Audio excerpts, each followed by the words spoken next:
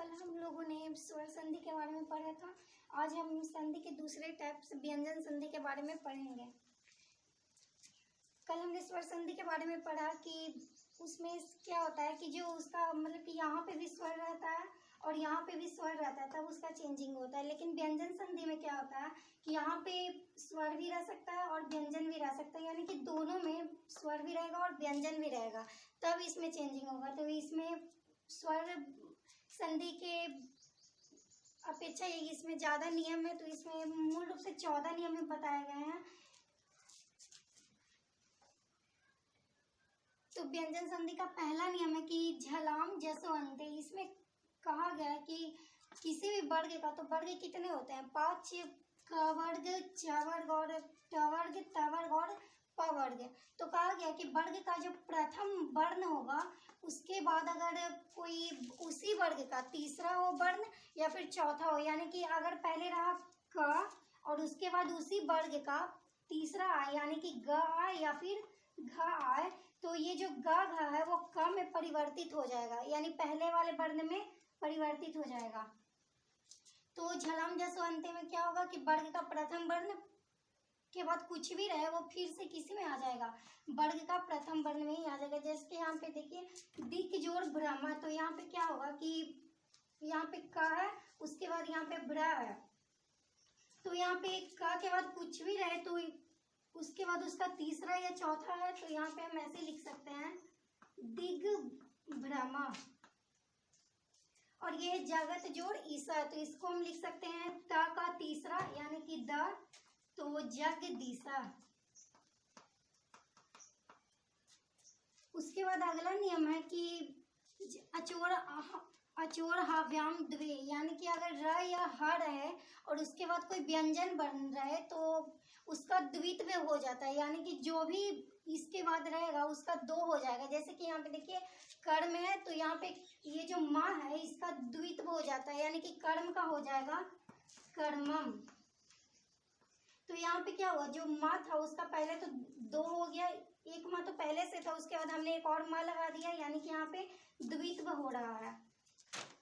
उसके बाद है कि तीसरा हमारा है समासुटी, यानी कि जब माँ रहे और उसके बाद कोई अनुस्वार रहे, मतलब समासुटी में क्या है कि जो भी क्री धातु है, तो यहाँ पे क्री से शुरू हो रहा है, तो ये भी क्या है क्री धातु है।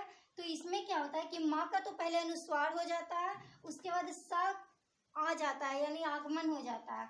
तो यहाँ पे हम क्या करेंगे, समकृति में पहले तो स, उसके बाद अनुस्वार आएगा, तो इसलिए हम अनुस्वार का चिन्ह देंगे।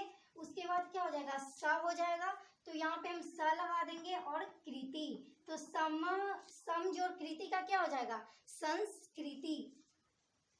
उसके बाद है बाक जोड़ मया, तो ये हमारा चौथा नियम पे है। हमारा चौथा नियम है यरो अनुनासिको बा। इसमें क्या कहा गया है कि जो वर्ग के प्रथम वर्ण होंगे और उसके बाद कोई वर्ग का पांचवा मतलब क्या आ जाए तो वो पांचवा में ही परिवर्तित हो जाएगा। तो यहाँ पे देखिए क्या है, यहाँ पे क है, तो क का पांचवा, क वर्ग का पांचवा वर्ण कौन है, तो क ख ग घ अंग है, तो यहाँ पे हम लिखेंगे बांग मया। तो यहाँ पे बाक जोड़ मया था, तो क का पांचवा वर्ण हो गया अंगा और उसके बाद मया जो लिखा हुआ था, तो यहाँ पे क्या बन गया, बांग मया। हमारा पांचवा नियम है बाप पादन तस्य। इसमें कहा गया है कि जो माँ है उसके बाद कोई स्पर्श वर्ण है तो वो किसमें चेंजिंग होगा, तो वो बदल जाएगा, या तो अनुस्वार में बदलेगा या फिर वो अपने पांचवें वर्ण में बदल जाएगा, जैसे कि सम गमा। तो यहाँ पे पांचवें वर्ण में तो नहीं बदलेगा लेकिन अनुस्वार आ जाएगा, सम जोड़ गमा, तो स, उसके बाद माँ की जगह पे क्या आ जाएगा, अनुस्वार, तो यहाँ पे अनुस्वार दे दिए, उसके बाद गमा यानी संगमा।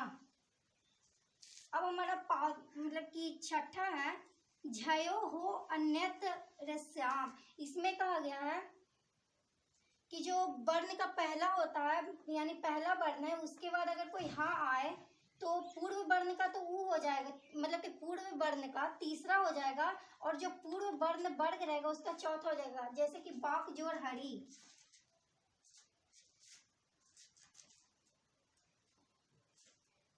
तो यहाँ पे हो जाएगा बाघ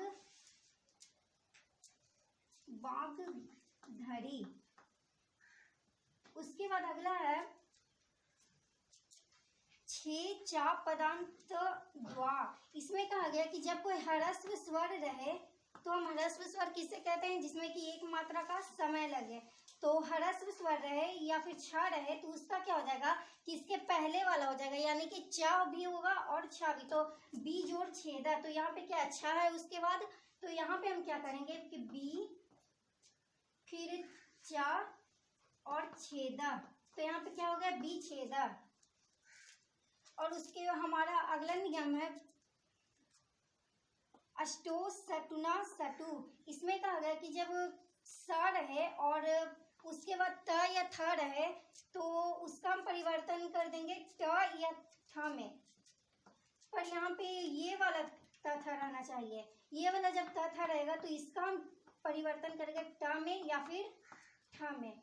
तो यहाँ पर सम जोड़ योगा है,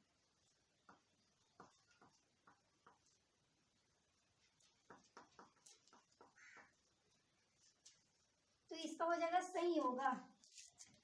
उसके बाद अगला नियम है तोड़ली। इसमें कहा गया कि जब ता के बाद ला रहे तो वो फिर से आ जाएगा ला में ही। तो जैसे कि भी ये एग्जांपल देखिए, यज जोड़ ना, इसका क्या होगा, यहाँ पे एक और नियम है कि जा या फिर जा रहे तो और उसके बाद ना रहे तो उसका तो हो जाएगा या। तो यहाँ पे यज जोड़ ना है तो यहाँ पर हो जाएगा या। उसके बाद अगला है अस्तो सचुना सचु। इसमें कहा गया कि जब सा के बाद कोई सा रहे, ये कौन सा सा है, तलफ सा है तो या फिर चवर्ग रहे तो इसका परिवर्तन हो जाएगा, जो सा दिया हुआ है उसी में इसका परिवर्तन हो जाएगा। तो यहाँ पे प्रीस जोड़ थम, तो इसका हो जाएगा पृष्ठम। उसके बाद है कि जब ता के बाद क्या रहे, ला रहे तो इसका परिवर्तन हो जाएगा ला में ही। तो उत जोड़ लेखा का क्या होगा, उत जोड़ लेखा का होगा उल्लेखा। उसके बाद अगला नियम है कि जब अंग मोह स्वादची अंग मूल नित्यम। इसमें कहा गया है कि ह्रस्व स्वर रहे और उसके बाद या तो अंगा रहे, न रहे, तवर्ग न रहे और उसके बाद कोई स्वर रहे तो ये जो ये वाला है अंगा न और तवर्ग न, इसका द्वित्व हो जाता है, यानी कि दो बार हो जाता है। तो इसका क्या हो जाएगा, रामस जोड़ सेते का, इसका हो जाएगा राम। ये तो स है तो इसका द्वित्व होना चाहिए। तो पहले तो हम आधा सा लिख देंगे क्योंकि एक ही जगह दो दो और वो भी पूरा पूरा नहीं लिखा सकता है। तो यहाँ पे पहले तो आधा सा, उसके बाद पूरा सेते, तो इसका क्या होगा रामस सेते। उसके बाद है उत जोड़ ज्वाला। तो इसमें क्या कहा गया है कि जब तो उत जोड़ ज्वाला, ये इसके लिए एक और नियम है, इसी नियम का एक और इसमें कहा गया है कि जब ता रहे और उसके बाद कोई मतलब कि कोई भी वर्ण रहे तो ये जो वर्ण होगा वो वही में बदल जाएगा, यानी कि ता बदल जाएगा किसमें, ज में। तो यहाँ पे हम क्या लिख देंगे उज्ज्वला। लेकिन हाँ दो लिखेंगे क्योंकि ये जो नियम है इसमें कितना हो जाता है, द्वित्व हो जाता है, यानी कि जब भी करेंगे तो दो होगा। उसके बाद सुगन जोड़ ईसा, तो इसका ये कौन सा नियम पे है, तो ये इस नियम पे सच्छो अति। इसमें कहा गया है कि जब ता रहे या फिर दा रहे तो उसके बाद सा रहे तो इसका परिवर्तन हो जाएगा, चा भी आएगा और छा भी आएगा, यानी कि एक नहीं आएगा दोनों आएगा। भले ही कभी छा आधा है तो कभी चा आधा है, लेकिन आएगा तो दोनों आएगा। तो इसमें कहा गया है कि सुगन जोड़ ईसा या फिर द्वित्व हो जाएगा, तो इसका हो जाएगा कि सुगन। यहाँ पे क्या हो रहा है, ना का द्वित्व हो रहा है, तवर्ग ना का।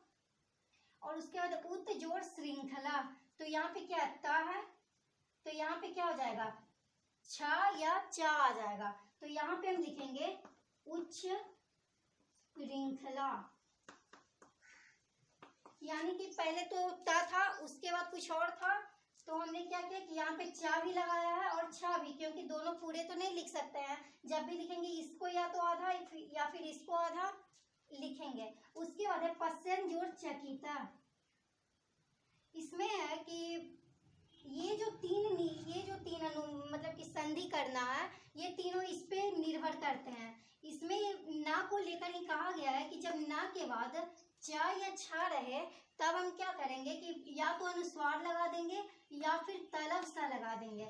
उसके बाद है कि जब ना के बाद ट या ठ रहे तो हम क्या करेंगे कि अनुस्वार लगा देंगे या फिर मूर्धन सा लगा देंगे। उसके बाद है कि जब हम ना के बाद त या ध रहे तब अनुस्वार लगा देंगे या तो दम सा लगा देंगे। तो यहाँ पे तो तीनों सा ही है, भले ही तीनों सा का अलग अलग रूप है और लेकिन तीनों में एक चीज है कि तीनों में अनुस्वार लगेगा।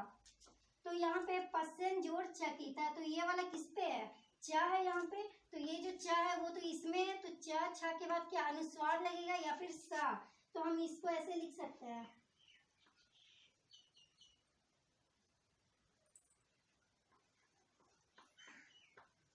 पश्चिम सकिता। उसके बाद है कि चलन जोड़ टीटी टवा, तो यहाँ पे क्या है ना के बाद ट आ रहा है तो ट का क्या हो जाएगा, ये वाला स हो जाएगा, तो यहाँ पे हो जाएगा चलन अष्टी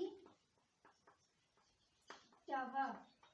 उसके बाद है कि पतन जोड़ तरु, इसका क्या होगा, तो यहाँ पे ना के बाद आ रहा है ट और या फिर ध, तो इसका होगा कि पहले तो अनुस्वार होना चाहिए और एक स होना चाहिए, तो इसका होगा पतन अस्तरु। तो व्यंजन संधि में इतना ही था, इतना ही नियम थे और इसी पे कुछ क्वेश्चंस थे, बस इतना ही। अगली बार हम अगले संधि के बारे में पढ़ेंगे।